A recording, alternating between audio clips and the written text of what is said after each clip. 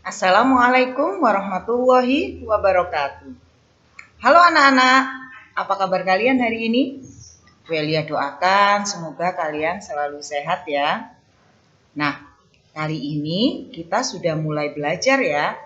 Nah, dalam kesempatan pertama ini kita akan belajar tema 1, subtema 1 tentang perkembangbiakan tumbuhan secara generatif. Nah, sebelum kita belajar, kita berdoa dulu ya. Berdoa mulai. A'udzu billahi minasyaitonir rajim.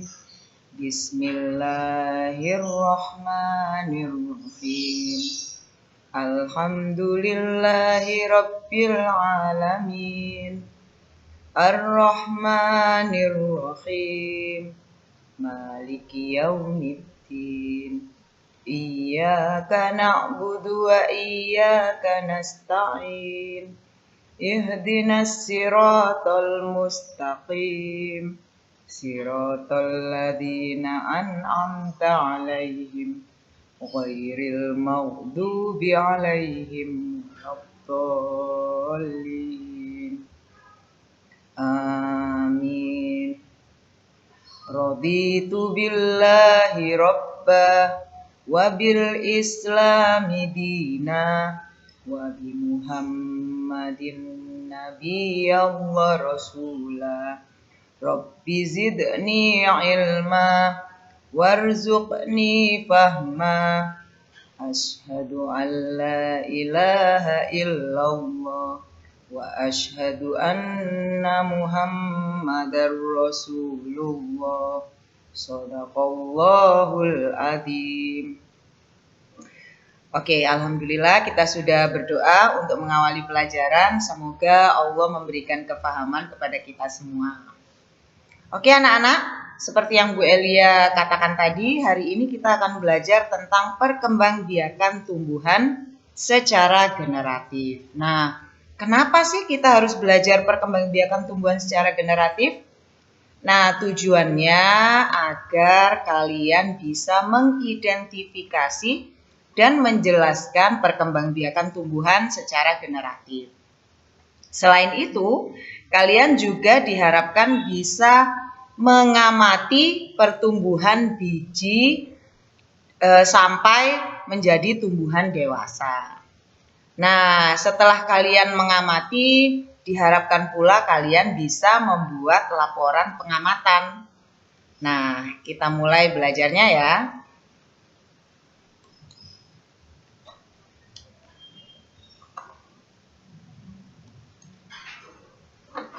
Oke, sebentar ya.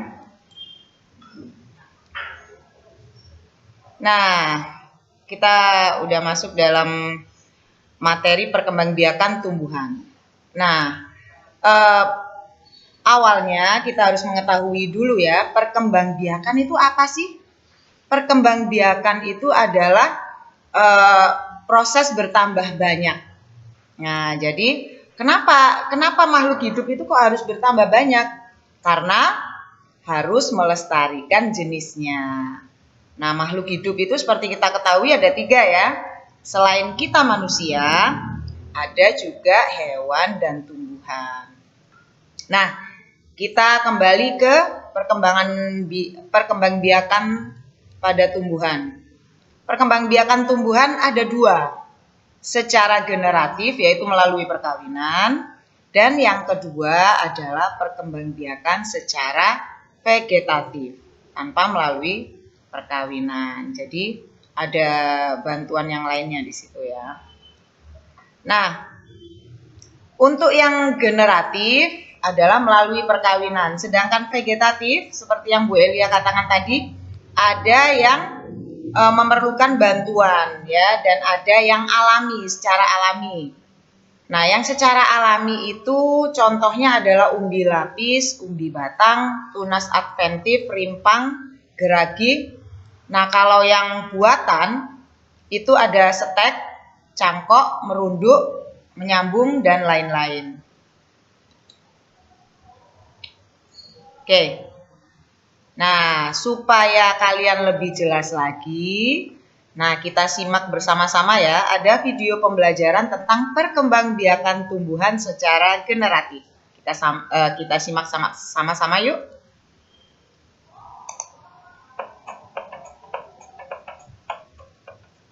Perkembangbiakan tumbuhan secara generatif. Teman-teman Smart Point, ayo kita cari tahu tentang perkembangbiakan tumbuhan secara generatif. Perkembangbiakan generatif atau secara kawin dilakukan melalui proses penyerbukan dan pembuahan. Penyerbukan adalah peristiwa jatuhnya serbuk sari ke kepala putik. Setelah terjadi penyerbukan, bulu serbuk sari menuju ruang bakal biji. Di ruang bakal biji terjadi pembuahan, yaitu peleburan serbuk sari dengan kepala putik. Hasil pembuahan dinamakan zigot. Zigot berkembang menjadi biji dan bakal buah, kemudian bakal buah menjadi daging dan buah. Contoh tumbuhan yang berkembang biak secara generatif adalah mangga, jambu, rambutan, kedelai, jagung, dan padi. Nah, itu adalah perkembangbiakan tumbuhan secara generatif. Sampai jumpa.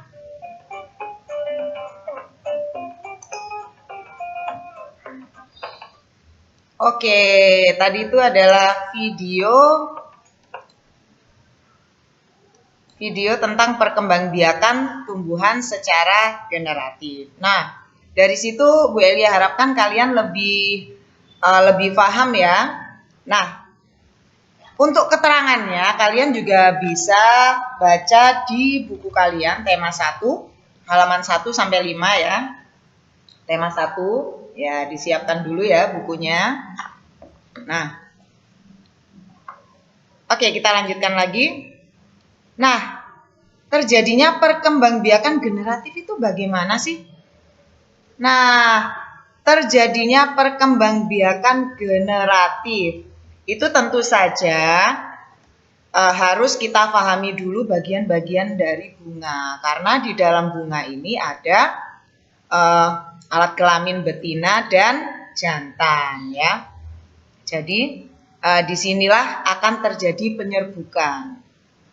Nah, penyerbukannya dari mana? Dari alat kelamin betina yaitu putik dan alat kelamin jantan yaitu serbuk sari. Nah, di situ akan terjadi proses penyerbukan. Penyerbukan itu apa? Penyerbukan itu adalah jatuhnya serbuk sari dari benang sari ini, ada serbuk sarinya. Nah, serbuk sarinya itu akan jatuh ke kepala putik. Nah, di situ akan terjadi penyerbukan, ya.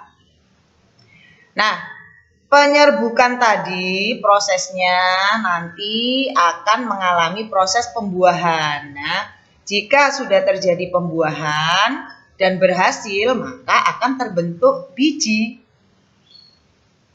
Nah, kita lihat di sini, tumbuhan yang berkembang biak dengan cara generatif antara lain adalah rambutan, mangga, dan jambu. Nah, diingat-ingat ya, perkembangbiakan secara generatif itu melalui proses pembuahan ya, pembuahan berarti ada penyerbukan di situ ya. Dan diingat-ingat juga alat kelamin betina dan jantannya ya. Oke, selanjutnya.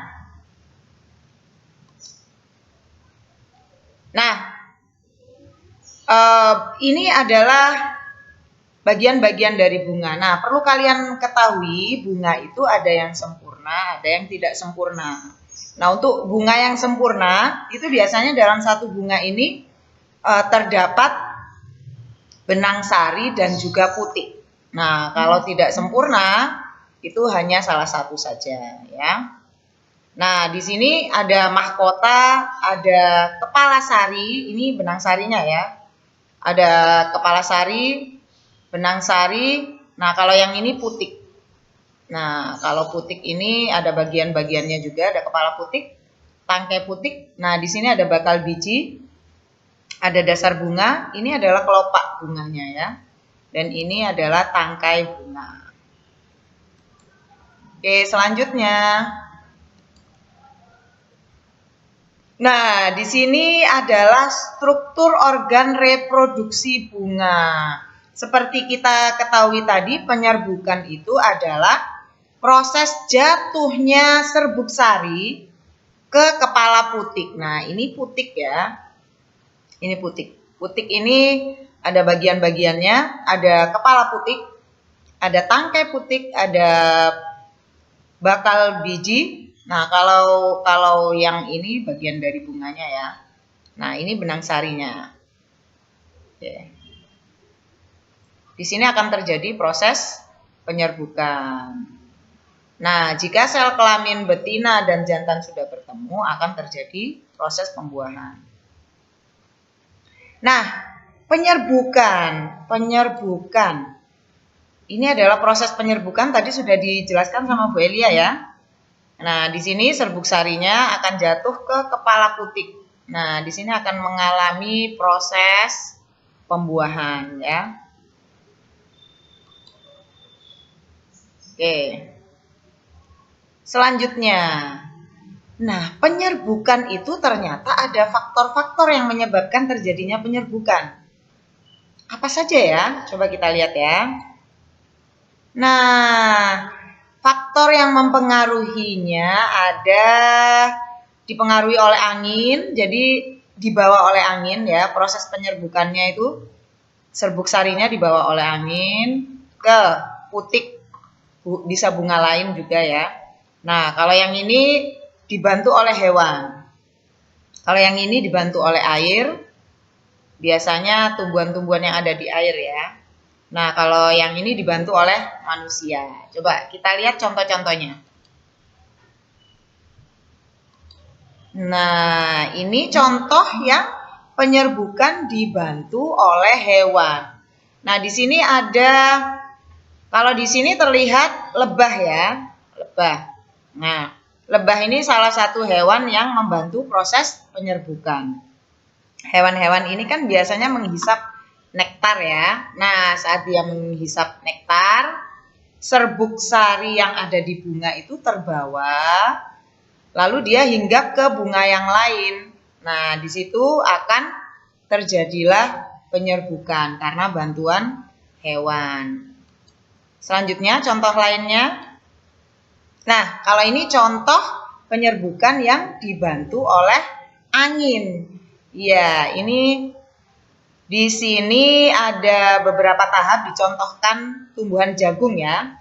Nah, proses yang pertama, angin bertiup dan jagung melepaskan serbuk sarinya. Nah, ini melepaskan serbuk sarinya terbawa oleh angin. Nah, lalu serbuk sari yang dilepaskan terbang oleh angin ya. Nah, terbang oleh angin tadi serbuk sarinya menempel pada putik bunga yang lain atau terbawa ke putik jagung yang lainnya. Jadi serbuk sari dari jagung yang ini terbawa angin, akhirnya jatuh ke putik jagung yang ini ya. Oke, next. Nah, jenis-jenis penyerbukan. Ada beberapa jenis penyerbukan ya anak-anak. Coba kita lihat dulu ya. Nah, ada 4. Ada 4 ya. Nah, yang pertama adalah penyerbukan sendiri. Jadi terjadinya penyerbukan ini terjadi di satu bunga. Di dalam satu bunga ya. Jadi serbuk sarinya jatuh ke kepala putik ke kepala putik bunga yang sama. Bunga yang sama ya. Nah, yang kedua adalah penyerbukan tetangga. Penyerbukan tetangga ini bagaimana Bu Elia? Nah, penyerbukan tetangga ini di pohon yang sama kan ada beberapa bunga, tapi di pohon yang sama ya, di tanaman yang sama. Nah, dari bunga yang satu ini serbuk sarinya jatuh ke kepala putik di bunga yang lain, tapi di satu pohon, di satu tanaman. Itu namanya penyerbukan tetangga. Nah, yang ketiga adalah penyerbukan silang. Kalau penyerbukan silang ini tanamannya sama, jenisnya sama, tapi beda tanaman ya. Jadi ini ada tanaman satu, tanaman dua, tapi sejenis. Nah, kalau yang tetangga tadi kan satu pohon, kalau ini dua pohon tapi sejenis. Nah, serbuk sari dari bunga pohon yang ini jatuh ke kepala putik bunga pohon yang satunya, tapi satu jenis, ya itu namanya penyerbukan silang.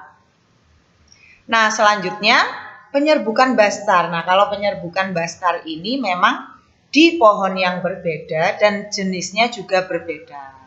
Tapi masih satu keluarga ya. Jadi masih satu keluarga ini ya. Nah, serbuk sari bunga yang ini jatuh ke putik bunga pohon yang lainnya, tapi masih satu keluarga ya. Oke, selanjutnya itu tadi jenis-jenis penyerbukan ya, diingat-ingat. Oke, selanjutnya. Nah, akhirnya setelah mengalami penyerbukan, serbuk sari akan masuk ke dalam bakal biji. Tadi ada gambarnya ya, Nak. Nah, di dalamnya terdapat inti biji sel kelamin betina. Setelah serbuk sari masuk ke dalam bakal biji, sel spermatozoid akan meleburkan diri pada telur dan kemudian akan terjadi pembuahan. Oke, ini yang disebut perkembangbiakan tumbuhan secara generatif ya, terjadi pembuahan. Oke, selanjutnya.